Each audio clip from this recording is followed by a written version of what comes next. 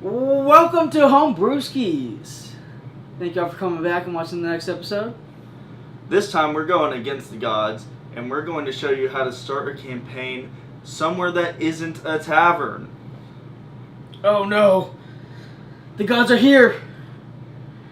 Ah!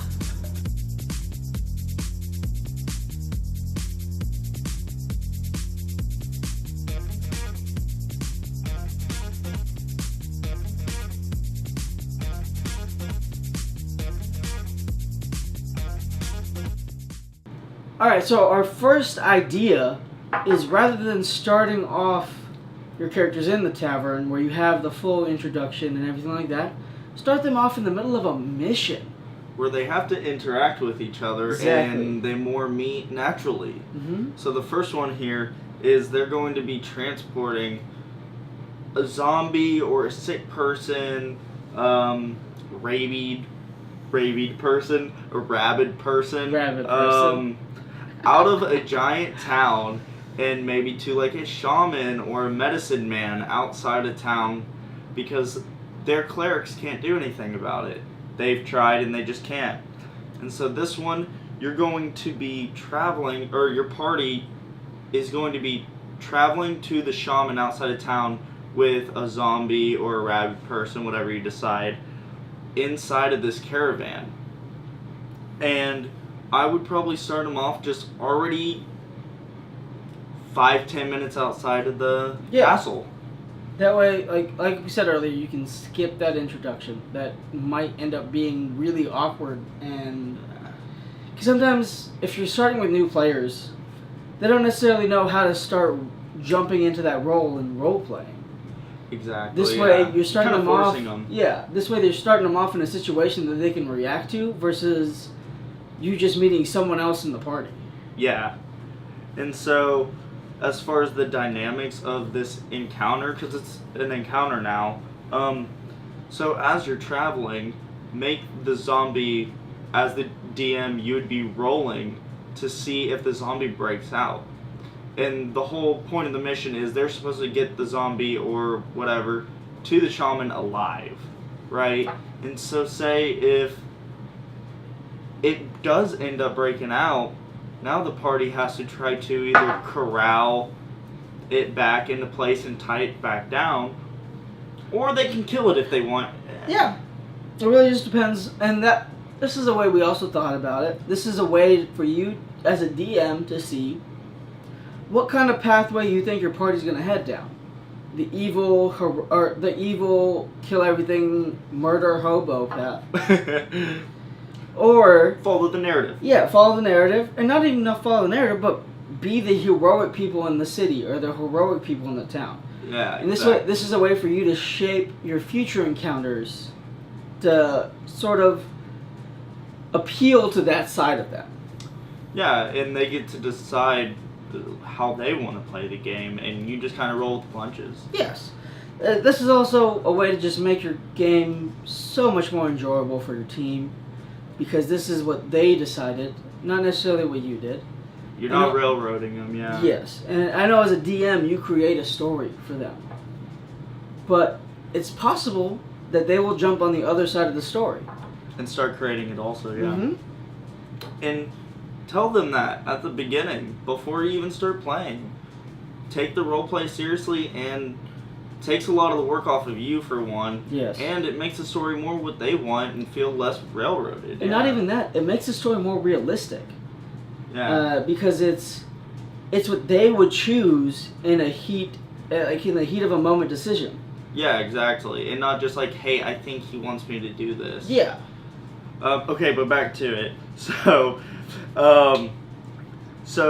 at one point, maybe along the way out there, some bandits try to steal the caravan.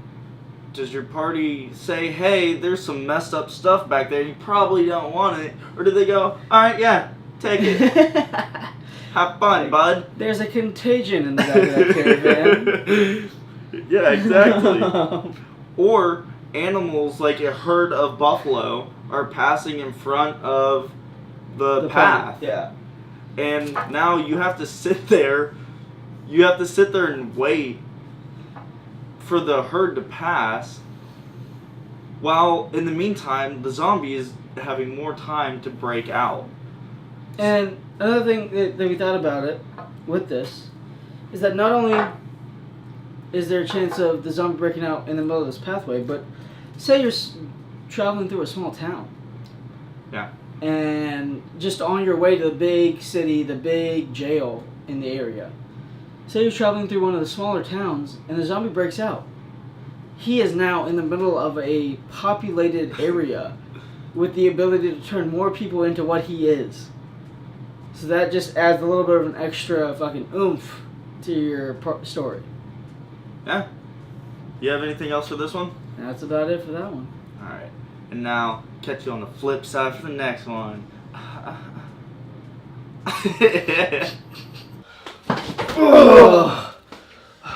The portal through to the flip side is freaking violent. Fuck. Well, on this time we're doing imports and exports. And so this is a new way to start your campaign rather than starting them on a mission like we just said. If you want to do that whole introduction process and everything like that, we decided to start the party on a ship. And this is a passenger ship that possibly takes people from one continent to another. So it's filled with people. Mm-hmm. We're talking about possibly about 100 people. 30 of them might be the crew, 70 of them the passengers, that kind of a situation. And so the party's on this ship, and the ship gets attacked by pirates. And so that's when the party has to decide between a few things. Whether they want to help save the day. And initially that's going to be their first thing is, hey, protect myself from these people. Yeah. Or the party can join the pirates. And one thing we were saying about that is after, say, they've killed maybe a couple of the pirates, maybe the pirate leader is like, hey, you've killed 5 of my people, why don't you 5 join me and we'll give you some sort of reward. And it's also a lot of the ways that pirates you can think about pirates in your world, that they are just trying to replace the people that you killed on their crew. Yeah, like worthless to them, yeah. So they're, for once, to really get your party involved, you want to make sure that your crew and the guards get overwhelmed. That way you know that your party's going to end up stepping in, because now it's not only just a danger to the people around them, but it's a danger to them. Yeah, exactly. And so we're thinking one of the other options is the pirates themselves might have damaged the ship that you are currently on beyond repair. Beyond repair, or? Well, beyond repair to the point where it's not like a quick repair. You have to get it somewhere because it's slowly sinking. Right. Okay. And so we're thinking there's the possibility for your party to come up with creative ideas to stop up the hole. Or overpower the pirates and steal their ship back. Yes. Steal their ship and go to shore with their ship. Mm-hmm. And so, regardless, we kind of want to think about your party's not just fighting for themselves sometimes. You also have to look at the civilians that are on the ship. The 65 other passengers that are on there. If they care about them. Yeah, so that's just another way for you to gauge where your party's going to be going in your entire campaign. Yeah. Ooh, and then say if maybe there's like a minor break on the ship, maybe they can patch it up. You can make like a 15 DC, and they can roll to see if they can figure out a way to patch up the ship. Oh yeah, and you can even relate this to one of our earlier videos that we made. Yeah. It was an encounter where you not only had to fight something, but battle your way through as a ship captain through this kind of like stalagmited area. Yeah. And where there are random rocks just sticking out of the ocean that you had to maneuver around, otherwise that would put more holes in the ship. And that would take a turn from one of your party members also. And so that takes away from one of your party members being in the regular battle and puts them on a different different path or different strategy. Yeah. And we will put a link to that or an annotation. One of the top corners, I think, is where it goes. One of them. One of them, We'll figure it out in a bit. So with that, that also just helps you. That also creates such an intense first encounter for your party. That lets them know that you're not fucking around. You might have to delete that. But that lets them know that you're taking this seriously. You're making it difficult. Just adding to that very first encounter shows them that what kind of level of a GM you're going to be as far as difficulty goes. And that they should roleplay. Yes. Because that's always the worst. And so the last thing that we had thought about for our exports and imports campaign starter is, what if the pirates weren't pirates? Right. What if they were the town's naval force? And they just saw something that they thought was a threat and decided to attack. Now, whenever your ship rolls into this town, your party is already the enemy of the state. Plot twist! Yes. They are now dealing with so much more than they ever thought they would have to. Just based on a simple pirate, or based on a simple ship encounter, they're walking into a roleplay disaster. Yeah, exactly. And if that, again, is going to force them to roleplay. Yeah. Maybe they end up in prison after that. And maybe we make an encounter for that next week. Alright. Thank y'all for watching today.